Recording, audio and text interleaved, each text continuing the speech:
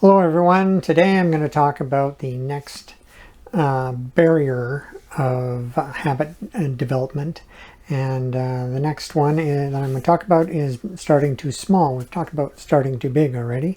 Now we're going to talk about starting too small. Now when we start talking about this, we have this idea that everybody, if you have a small habit or action you want to develop into a habit, then it's easy to do because it's so small. And I am an advocate of small, tiny habits, small habits, atomic habits, all those different terms for the same idea that you want to make your habits small, your actions small, as you can develop them into a habit. And they're all great, but they don't always work. And the reason they don't always work often is because they are just too small and not connected to anything.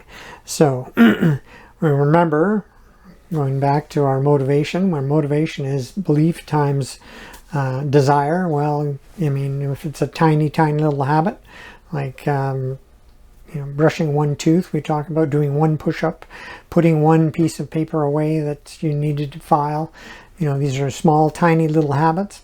Great, absolutely. But if they don't have a goal, a bigger goal attached to it, then they just don't work. Now, the reason is because, well, your brain wants and craves new. It is a newness craver. It is always interested in experiencing new things and seeing new things and doing new things. And the boring, mundane thing that you are trying to develop into a habit that isn't a habit yet is just difficult to maintain that desire to do it. So if you don't have any desire, you don't have any motivation, because belief times desire, no motivation. All right, so if you're trying to develop a habit that's tiny, it's a good idea as long as it's attached to a bigger goal. So say you want to brush your teeth regularly, and you're going to start with brushing one tooth. Great. If your goal is to brush your teeth and to have great oral health, that's a bigger goal than just brushing one tooth, right? So you can look forward to, okay, next week I'm going to brush 2 teeth, or next time I'm going to brush 3 teeth. Anyway, so you get to the point. The point is you have to be progressive on these goals. So make sure that it's part of a bigger goal. Putting on your running shoes is another example. If you're just putting your running shoes on because you want to make that a habit so you can think about exercising, won't work. If you putting on your running shoes as a habit so that you will then go out for a walk, that's a better habit, right?